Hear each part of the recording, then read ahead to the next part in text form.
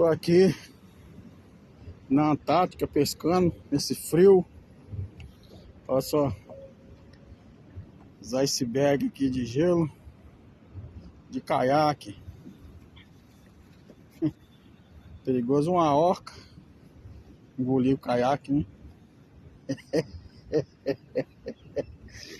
Parece que passou Valdomiro, está em Cariacica.